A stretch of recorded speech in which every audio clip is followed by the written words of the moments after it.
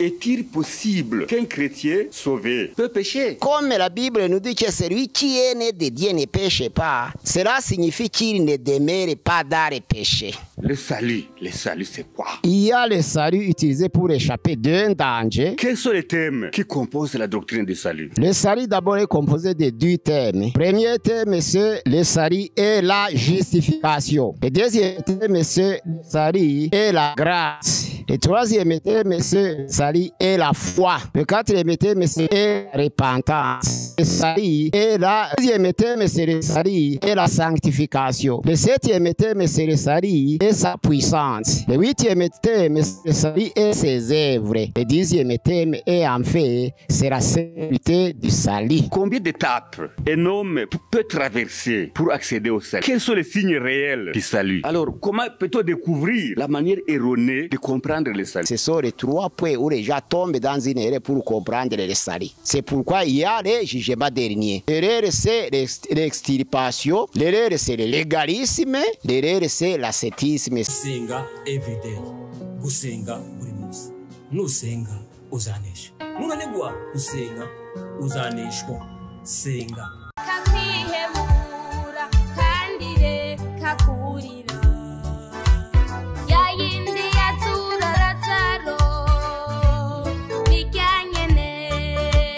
Reka kwihebura kandi reka kurira. Yayindi yahungana ana.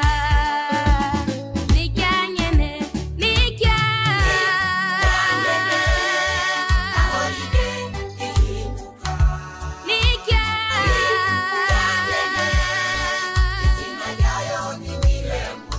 Très chers spectateurs, bonjour. Vous qui nous suivez sur notre chaîne Gusenga Everyday, nous vous accueillons au nom de notre Seigneur Jésus-Christ. Soyez les bienvenus sur votre chaîne habituelle. De prime abord, nous saluons nos spectateurs qui sont au Rwanda et dans la région des Grands Lacs dans l'ensemble. Nous approchons ceux-là qui sont aussi en Afrique, en Europe, en Asie, en Amérique et pourquoi pas ceux-là qui sont en Océanie. Comme d'habitude, nous sommes avec le révérend Dr Mpazibego Pierre qui aujourd'hui va vous entretenir sur un thème très pertinent, un thème que bien des gens ont des difficultés à comprendre. C'est bien le thème du salut. Révérend pasteur, bonjour. Comment ça va? Ça va bien. Nous sommes bien portés. Dieu continue à nous garder. Merci beaucoup. C'est par sa miséricorde que nous sommes encore en vie. Merci beaucoup. Vous avez bien raison. Nous pouvons saluer aussi les gens qui nous suivent ou qui auront l'occasion de suivre cette chaîne. Très chers frères, je vous salue au nom de notre Seigneur et Sauveur Jésus-Christ. Pasteur, pouvez-vous prier d'abord pour que cet homme puisse être facilement compréhensible? Père Céleste, nous sommes devant ta face. Merci pour ta présence à ce lieu. Tu as dit que ceux qui ont soif viennent à toi et ceux qui courent des sources d'eau vive courront de l'RC. Tu faisais allusion au Saint-Esprit qui allait descendre à tes disciples. Merci Seigneur parce que tu nous as donné cette occasion en fait que nous puissions partager ta parole. Que ta parole puisse toucher les cœurs des impénitents qui sont dans le monde entier. Nous sommes ici, Dieu Tout-Puissant. Nous voulons ta présence, que ta gloire puisse resplendir autour de nous ces moments, afin que tous les cœurs qui vont suivre puissent être édifiés par ta parole. Merci Seigneur, parce que ta parole est pour nous une nourriture spirituelle pour la vie de chacun de nous.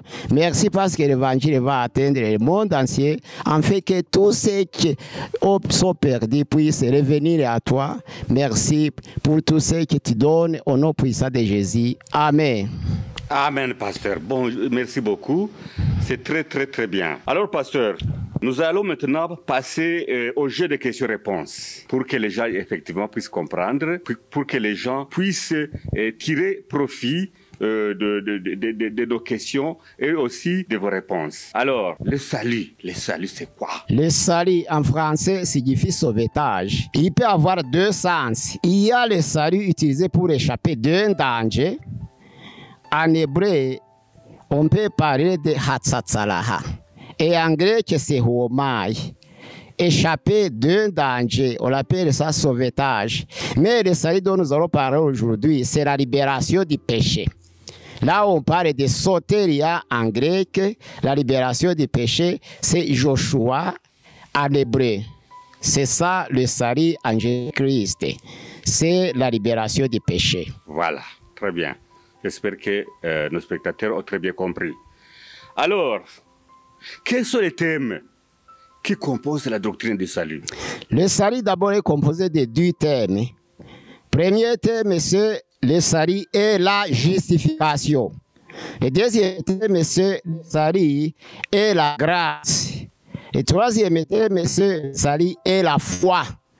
Le quatrième thème, c'est le salut et la repentance. Le cinquième thème, c'est le salut et la régénération. Le sixième thème, c'est le salut et la sanctification.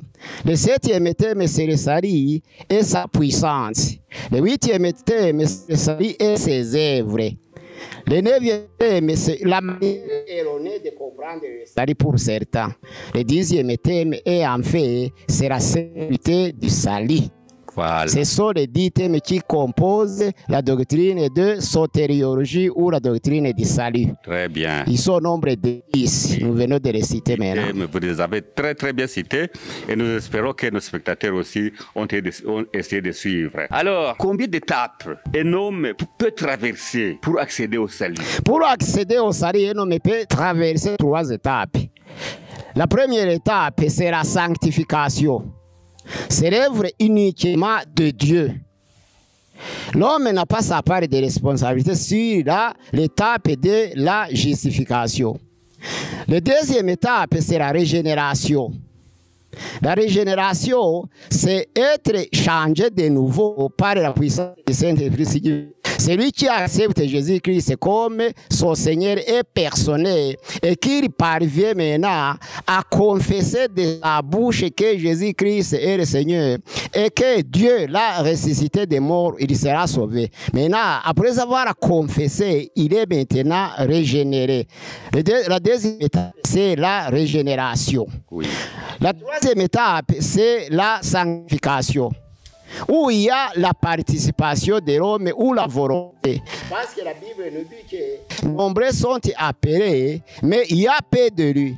C'est-à-dire, c'est pour vouloir montrer que la vocation ou l'appel est universel, mais la réponse est personnelle. Beaucoup sont appelés parce que le sacrifice de Jésus est universel. Mais on n'est pas obligé de répondre oui. On peut répondre mais par non parce que la réponse peut être négative ou positive.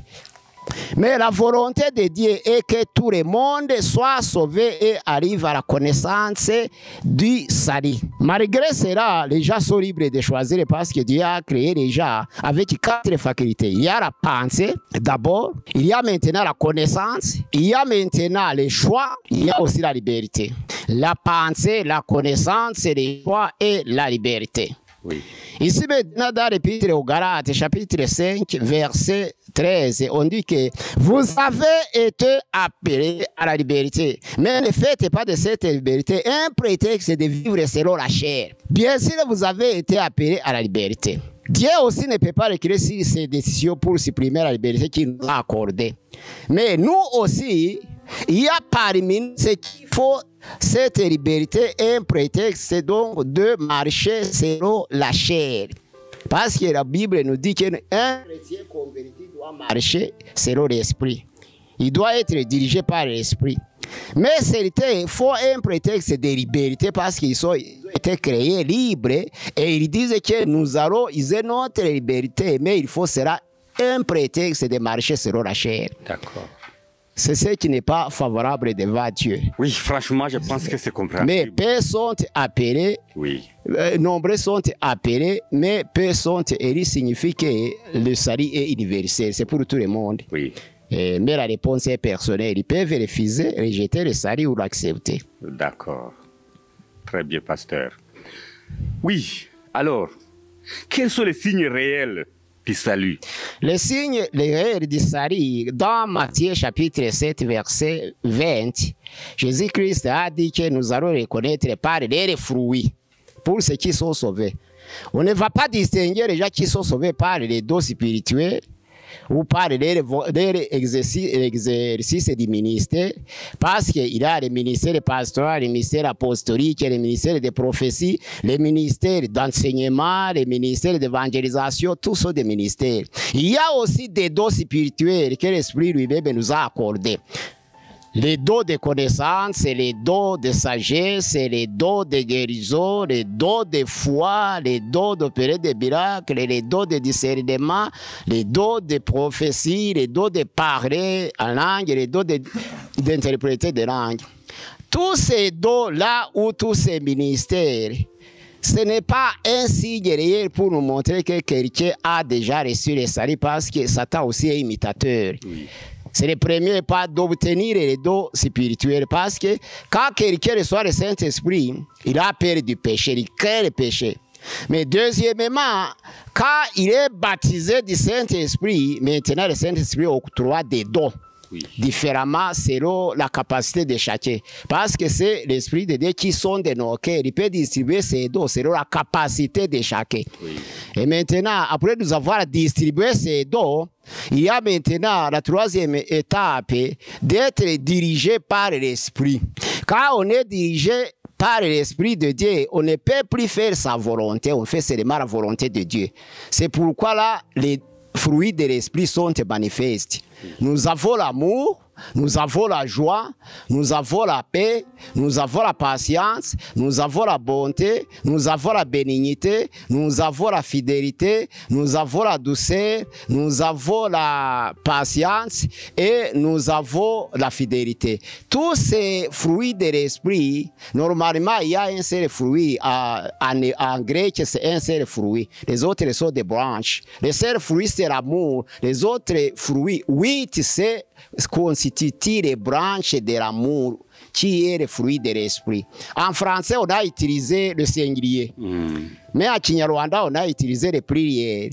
Ariko imbuto z'umwuka. Mais en français, on a dit mais les fruits de l'esprit au singulier. Pour montrer qu'il y a un seul fruit d'amour, mais les autres sont ses branches. Oui. Celui qui a l'amour, parce qu'il a Dieu à lui, il a tous les fruits de l'esprit à lui. Oui. C'est pourquoi maintenant, cette troisième étape d'être dirigé par l'esprit sera le signe que quelqu'un vraiment a reçu le salut. Parce que Jésus-Christ a dit, vous les reconnaîtrez par leurs fruits. Il n'a pas dit que vous les reconnaîtrez par leurs dons spirituels, parce que dans Matthieu 7, verset 22, on dit que nombreux viendront à ces jours-là devant le Seigneur et ils diront, Seigneur, Seigneur, nous avons opéré des miracles à ton nom.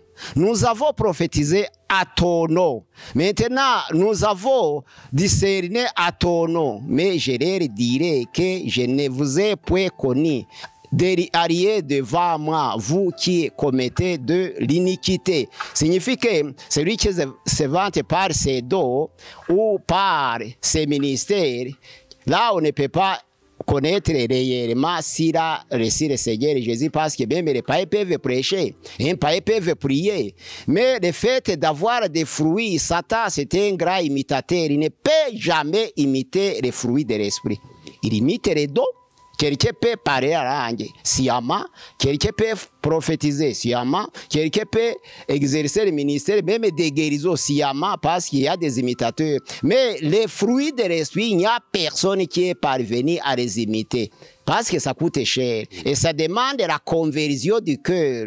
Là, il n'y a pas d'hypocrisie. D'accord, merci beaucoup. Oui, bon, je suis convaincu que les gens peuvent comprendre différemment le salut. Alors, comment peut-on découvrir la manière erronée de comprendre le salut? Justement, il y a trois façons dont les gens conçoivent le salut. Il y a d'abord l'extirpation.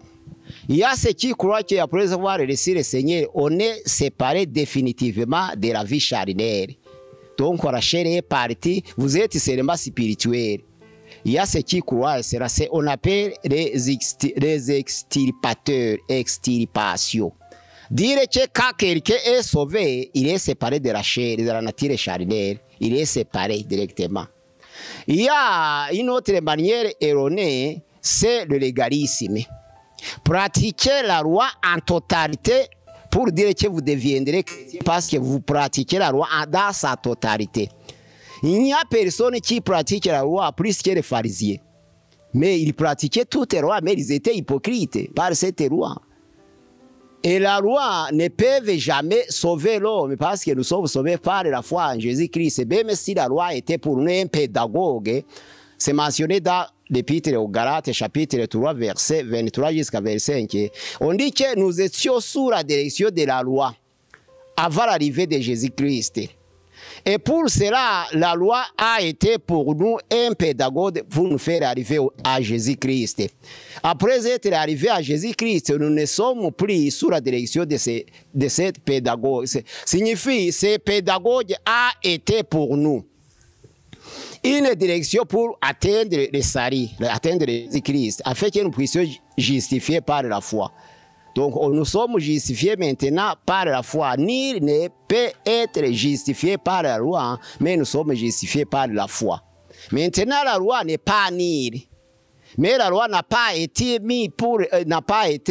établie pour les fidèles, mais pour les infidèles. C'est mentionné dans 1 Timothée chapitre 1, verset 8. La loi n'a pas été établie pas pour les fidèles, mais pour les infidèles. Parce qu'il y a la loi quand il y a des injustes, il y a des lois. Parce qu'il y a des adultères, il y a la loi. Parce qu'il y a des voleurs, il y a la loi. Parce qu'il y a déjà qui frappent les pères, il y a des lois. Parce qu'il y a déjà qui sont désordonnés de différentes manières. Mais quand quelqu'un est fidèle, il n'a pas besoin de la loi, mais il a besoin de la foi en Jésus-Christ. Parce qu'il est justifié par la foi. Il a déjà traversé l'étape de la loi. Maintenant, il a accédé à la conversion en Jésus-Christ. Il a accepté de faire le sacrifice qui est Jésus-Christ, qui est le sacrifice pour tout le monde. Et maintenant, il est là, libéré du péché. Il ne peut plus être sous la conduite de la loi parce que la loi est pour les infidèles. La loi empêche ce que vous faites qui n'est pas favorable aux yeux de Dieu. C'est pourquoi maintenant, la deuxième étape, c'est le légalisme. La troisième erreur, c'est l'ascétisme. Nous allons jeûner pendant 7 jours. Nous serons mal habillés pour plaire à Dieu. Parce que dans Actes des Apôtres, chapitre 17, verset 18, on parle des stoïciens et des épicuriens. Ce sont des types de philosophes grecs qui menaçaient l'évangile de l'apôtre Paul par leur sagesse. Maintenant, il y avait des stoïciens qui se faisaient souffrir, qui se torturaient eux-mêmes. Ils se torturaient pour devenir enfants de Dieu. Donc, ils se torturaient pour s'approcher de Dieu. Et maintenant, il y a des épicuriens qui se réjouissaient. Ils vivaient dans l'abondance, bien habillés pour s'approcher de Dieu. Tous ces chemins sont des chemins erronés pour atteindre les divins parce que Dieu ne peut pas vous accepter parce que vous vous êtes fait souffrir beaucoup. Dieu ne vous accepte pas parce que vous vivez dans la réjouissance. Mais le salut, c'est accepter seulement le sacrifice de Jésus-Christ. Que vous soyez riche ou pauvre, Dieu est là pour vous accepter. Si vous avez reçu Jésus-Christ de votre cœur, pas parce que vous vous êtes fait souffrir, pas parce que vous êtes fait marcher dans la réjouissance, mais accepter seulement le sacrifice de Jésus-Christ tel que vous êtes dans la pauvreté ou dans l'abondance, Dieu peut vous accepter. Ces philosophes n'étaient pas, ils avaient des malentendus à propos du salut parce que certains disaient qu'on atteint Dieu parce qu'on se réjouit beaucoup. Les autres disaient qu'on peut atteindre le divin parce qu'on se fait souffrir. Hein? On se couvre de cendres, on se couvre de mauvais habits, on fait tout ça, tout ce qui est mauvais aux yeux de l'Éternel qui va vous accepter à cause de quoi? De la souffrance dans laquelle vous vous êtes plongé. Mais ce n'est pas ça. Maintenant, nous avons conclu que la première erreur, c'est l'extirpation.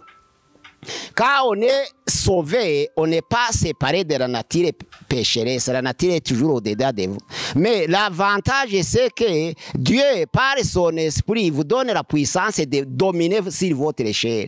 Vous dominez la chair, mais la chair est au-dedans de vous. Il n'y a pas de séparation. Maintenant, il faut vous mettre en garde. Il ne faut pas dire que comme j'ai reçu le Seigneur Jésus comme mon sauveur personnel, le péché ne peut plus me toucher. Non, la chair est encore là. Parce que l'apôtre Paul a dit que la loi est bonne. moi je sais que la loi est bonne. Mais moi je suis charnel. Moi je suis né de la chair. C'est dans le chapitre 7, verset 14. La loi du Seigneur est bonne. Mais moi je suis charnel. Je suis né dans la condamnation. Maintenant, il dit, quand je vais faire le bien, le mal précède. Oui. Je me réjouis en faisant le bien, mais il y a une loi qui est dans ma chair, qui devient un empêchement pour faire du bien et plaire à mon Dieu. Qu'est-ce que je peux faire? Qu'est-ce qu'il a dit?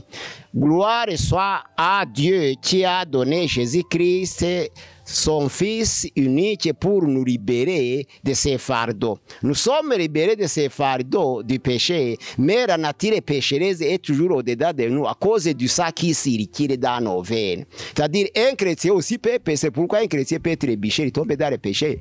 Il ne peut pas demeurer dans le péché, non, mais il peut tomber dans certains cas.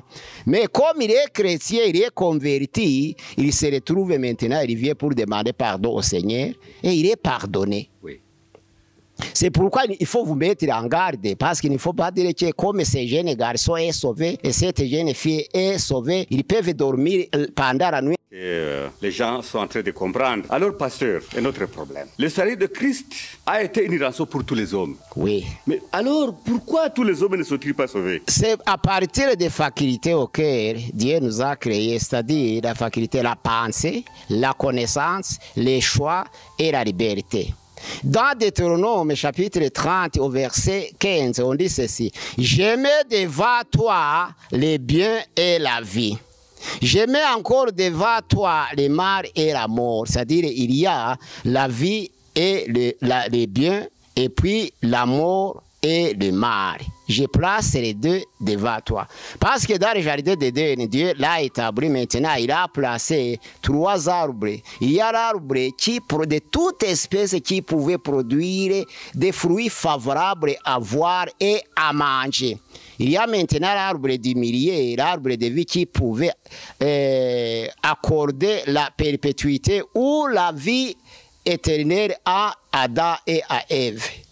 Et maintenant, il y a les fruits là, de la connaissance, l'arbre de la connaissance du bien et du mal. Et Dieu lui a dit, ne touche pas. Aussitôt quand tu vas toucher, tu vas mourir. C'est-à-dire c'est un arbre de la connaissance du bien et du mal. Au milieu, c'est l'arbre de vie qui pouvait permettre à Adam de vivre éternellement parce qu'Adam n'a pas été créé pour la mort. La mort, c'est la conséquence du péché. Et maintenant, la mort, parce que c'est la conséquence du péché, là, nous avons maintenant, dans le jardin, c'est le choix.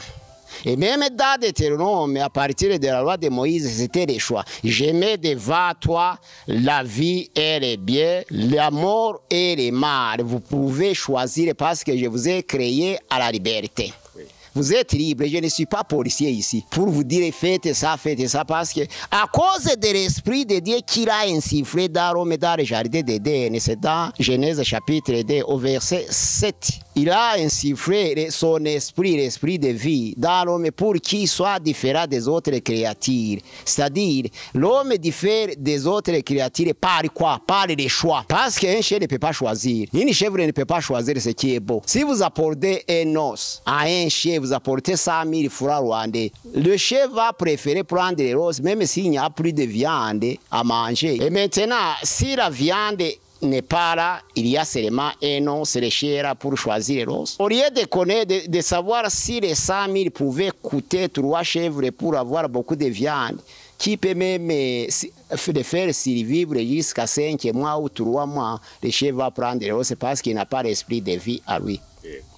L'animal est créé avec une âme, mais il n'a pas l'esprit parce qu'il ne peut pas choisir, mais il respire. Cette respiration, ce n'est pas la pensée, c'est l'esprit, c'est la respiration qui vient du sang. Et maintenant, la faculté de choisir est uniquement accordée seulement à l'homme.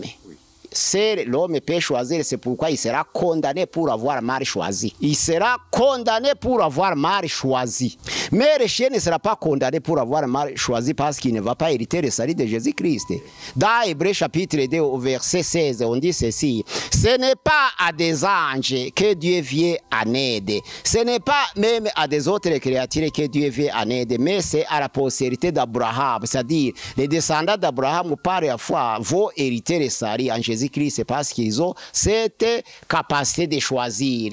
S'ils ne choisissent pas bien, ils seront condamnés. C'est pourquoi il y a le jugement dernier. Et maintenant, l'erreur c'est l'extirpation, l'erreur c'est le légalisme, l'erreur c'est l'ascétisme. Ce sont les trois points où les gens tombent dans une erreur pour comprendre le salut. Oh, très très bien, vraiment, très compréhensible. Alors, pasteur, est-il possible qu'un chrétien sauvé peut pécher? Justement, il peut tomber dans le péché. Mais comme la Bible nous dit que celui qui est né de Dieu ne péche pas, cela signifie qu'il ne demeure pas dans le péché. Un homme sauvé ne peut pas demeurer. Il peut pécher par circonstances, mais il ne peut pas demeurer dans le péché. Et aussitôt qu'il pêche, il vient directement pour se repentir. Signifie qu'il ne demeure pas, mais il peut pécher. Ce qui disait qu'un chrétien ne peut pas pécher, il ment.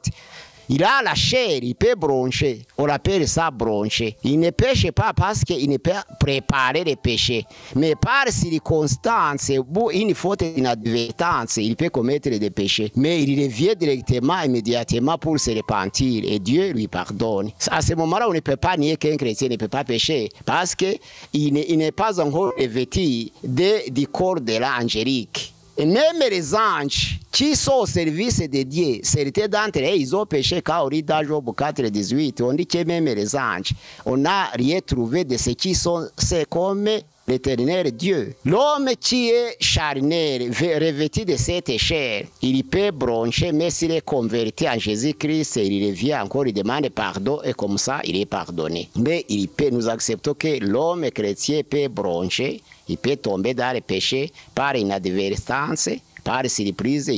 Dans un moment, il n'a pas préparé, ce sont des circonstances qui peuvent survenir. Il peut tomber, mais il revient directement parce qu'il a reçu le Seigneur Jésus-Christ. Il ne peut pas accepter de demeurer dans le péché parce que quand on est converti, les chrétiens s'aiment les uns les autres et ils sont nés de Dieu. Ceux qui s'aiment les uns les autres, l'Esprit de Dieu demeure à eux.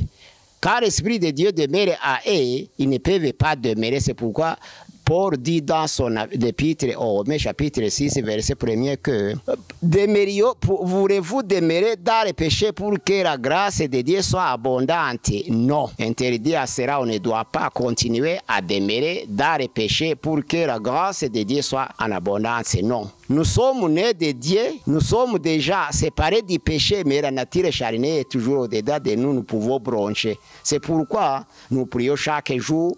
C'est pourquoi nous chantons des hymnes chaque jour. C'est pourquoi nous prêchons chaque jour. Si l'homme avait atteint la perfection, on n'aurait plus besoin encore de la parole de Dieu.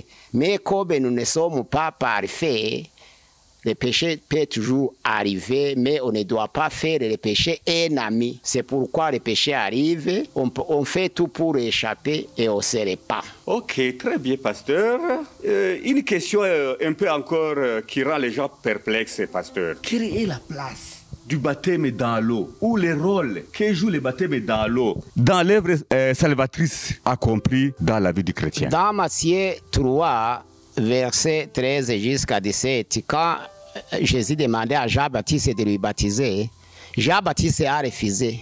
Il disait que c'est moi qui devrais être baptisé par toi. Oui. Maintenant, Jésus a dit, faites cela pour que nous puissions accomplir la justice. Faites cela, accepte de faire ça pour que la justice soit accomplie. Mais réellement, le baptême, le grand rôle du baptême, c'est pour vous faire membre d'une association ou d'une communauté. On peut vous identifier si vous êtes de telle communauté parce que vous avez été baptisé dans cette communauté. Mais la sanctification du cœur vient uniquement du baptême du Saint-Esprit. C'est pourquoi dans l'épître de Pierre, 1 Pierre, chapitre 3, 18 jusqu'à 21, on dit que ce baptême d'eau ne peut même pas purifier le corps. Et le cœur est loué du corps. C'est-à-dire, c'est pour vous faire membre, comme un serment que vous n'êtes plus parmi les païens. C'est comme si vous avez préparé un serment pour les païens, pour leur dire que vous n'êtes plus avec eux. C'est un serment que vous avez prêté pendant le baptême. Mais ça n'apporte pas réellement la transformation du cœur. C'est le baptême du Saint-Esprit apporte la transformation. Parce qu'on peut être sauvé avant d'être plongé dans l'eau. C'est le cas de l'apôtre Paul. Oui. C'est le cas des autres disciples qui ont été baptisés dans Actes des Apôtres, chapitre 10, verset 44 jusqu'à 48. Les gens ont reçu l'évangile de Jésus-Christ par la prédication de Pierre et le disciple de Dieu est descendu sur eux avant qu'il soit plongé dans l'eau. Signifie, le baptême d'eau normalement c'est pour vous faire membre et accomplir la justice de Dieu, mais ça ne peut pas pénétrer jusqu'à la transformation du cœur. Quand Jésus s'adressait à Nicodème, que quelqu'un qui n'est pas né d'eau et d'esprit ne parlait pas de l'eau de la rivière. Il parlait de la parole de Dieu. Parce que la Bible dit dans Romains chapitre 10 au verset 17 que la foi vient de ce qu'on entend et ce qu'on entend vient de la parole de Dieu. Et maintenant, après avoir entendu la parole de Dieu dans Ephésiens chapitre 5 verset 26, le baptême d'eau, c'est quand vous recevez la parole de Dieu et la parole de Dieu vous transforme. C'est ce qu'on appelle le baptême d'eau. C'est la réception de la parole de Dieu parce que dans l'évangile selon Jean chapitre 6 verset 63, cette parole de Dieu c'est ça l'esprit même. La parole de Dieu c'est ça l'esprit et vie. Et maintenant celui qui a reçu la parole de Dieu, il peut être converti avant d'être plongé dans l'eau. Mais il doit être respecté les normes même de la communauté pour être plongé, en fait qu'on puisse lui identifier s'il est membre de quelle association. C'est beau aussi. Devenir membre parce que même l'association c'est favorable devant Dieu. Mais réellement le baptême d'eau ne transforme pas. L'apôtre Pierre a dit que même à lever la tâche du corps, l'eau n'est pas à mesure de le faire quand vous êtes plongé dans l'eau. Oui. Toucher maintenant le cœur, c'est encore plus profond. C'est l'esprit qui touche le cœur pour ceux qui sont baptisés dans l'eau. Parce que la plus grande partie des fidèles sont plongés dans l'eau, mais ils ne sont pas chrétiens jusqu'à présent. Parce qu'ils n'ont pas eu de contact avec l'esprit de Dieu pour les transformer. Ils sont toujours païens dans l'église et bien membres de l'association à cause de quoi du baptême d'eau. Oui. Ok, ça c'est vraiment compréhensible. Hein? Je trouve ici notre question qui est un peu semblable à la précédente. Qu'est-ce que signifie réellement être né d'eau et d'esprit? C'est la même question maintenant. Être né d'eau et d'esprit, oui. C'est recevoir la parole de Dieu et le baptême du Saint-Esprit à la fois parce que la conversion vient de cette parole-là. On ne peut jamais se convertir sans avoir entendu la parole. Oui. Mais avec cette parole-là, vous êtes maintenant, vous acceptez le Seigneur Jésus, mais quand il y a la puissance du Saint-Esprit qui vient vous terrasser, vous baptiser, là vous devenez une nouvelle créature. C'est pourquoi la régénération de l'Esprit est indispensable. Dans Tite, chapitre 3, verset 4, là on dit que quand la volonté de Dieu et sa miséricorde se sont manifestées, il nous a sauvés non pas à cause des bonnes œuvres que nous aurions accomplies, mais à cause de quoi? À cause de sa grâce. Il nous a régénérés par son esprit. C'est ça le renouvellement de l'esprit. Il nous a régénérés par la puissance de son esprit qui est la régénération. Nous devenons maintenant des nouvelles créatures en Jésus-Christ.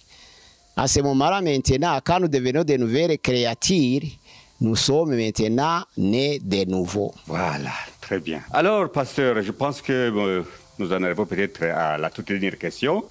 Comment peut-on connaître les moyens du salut? Les moyens du salut, c'est par la prédication de l'évangile en Jésus-Christ. C'est parce qu'il y a beaucoup d'évangiles. Oui. Il y a l'évangile de Tassier, il y a l'évangile des Mormons. Parce que les Mormons ont dernièrement prêché qu'il y a un autre évangile, à part l'évangile de Jésus-Christ. Mais l'évangile de Jésus-Christ, c'est le seul moyen pour l'accession au salut. Déjà prêche d'autres fondateurs de communautés à ceux qui prêchent, William Mire, d'autres prêchent, William, Mario, Branham, d'autres prêchent, d'autres fondateurs de mouvements, de communautés, d'autres prêchent, comme les fondateurs, et il faut médiateur entre Dieu et les hommes. Pour atteindre Dieu, il faut passer par cet homme. Pour atteindre Dieu, pour atteindre Dieu chez les morts, il faut passer par Joseph Smith. Pour atteindre Dieu chez les adventistes du premier jour, il faut passer par William Miller. Pour atteindre Dieu chez les témoins de Jéhovah, il faut passer par Charles Taze-Russell. Pour atteindre Dieu chez les monistes, il faut passer par Sane Myang Moon. Pour passer chez les Juifs, pour atteindre Dieu, il faut passer par Moïse. Ce n'est pas l'évangile qu'ils ont suivi. L'évangile nous atteignons Dieu en passant par Jésus-Christ parce que c'est lui le seul chemin, la vie. Hein? Le chemin, la vie, c'est lui seul. Il n'y a aucun autre nom qui nous a été donné sous le ciel auquel nous pouvons être sauvés sauf le nom de Jésus-Christ. Le chemin, la vie, c'est ça le moyen d'accéder au salut. C'est par la prédication de la bonne évangile de Jésus-Christ, c'est par la prédication de l'autre évangile, des fondateurs des mouvements, non, de Jésus-Christ lui-même. Quand on prêche un autre évangile, on est considéré comme anathème, c'est ce que l'apôtre Paul a dit. S'il y a quelqu'un qui vous arrive, il prêche un autre évangile en dehors de l'évangile de Christ, qu'il soit anathème. Il faut prêcher seulement l'évangile de Jésus-Christ et convaincre aux gens qu'il n'y a aucun autre nom à travers lequel nous pouvons être sauvés sauf le nom de Jésus-Christ. C'est le seul moyen. Voilà, merci pasteur. Nous vous remercions beaucoup pour cette intervention. Nous sommes convaincus que les gens qui nous ont suivis et qui vont nous suivre, qui vont suivre cette émission, vont très très bien comprendre ce qu'est le salut. Je pense que les gens vont comprendre absolument à travers les explications que vous avez données. Alors, pasteur, avez-vous un mot de la fin ou un mot pour conclure? Nous avons toujours à remercier nos amis partisans qui nous suivent sur notre chaîne Gusenga Everyday. C'est mentionné dans 1 Thessaloniciens chapitre 5 verset 17, on dit priez sans cesse. Le nom de la chaîne, c'est prier sans cesse, ou Matthieu, l'évangile de Luc, chapitre 21, 36, là, on dit que prier en tout temps. Luc, chapitre 21, 36, c'est prier en tout temps. Et 1 Thessaloniciens, chapitre 5, 7, c'est prier sans cesse. C'est le nom de notre chaîne. Oui. Nos partisans qui nous suivent, nous les souhaitons toujours le bienvenu à notre chaîne et vous allez nous aider toujours à partager. Nous sommes en train de propager l'évangile de Jésus-Christ et vous aurez contribué maintenant beaucoup pour que les gens qui sont perdus puissent revenir à Dieu et soient sauvés.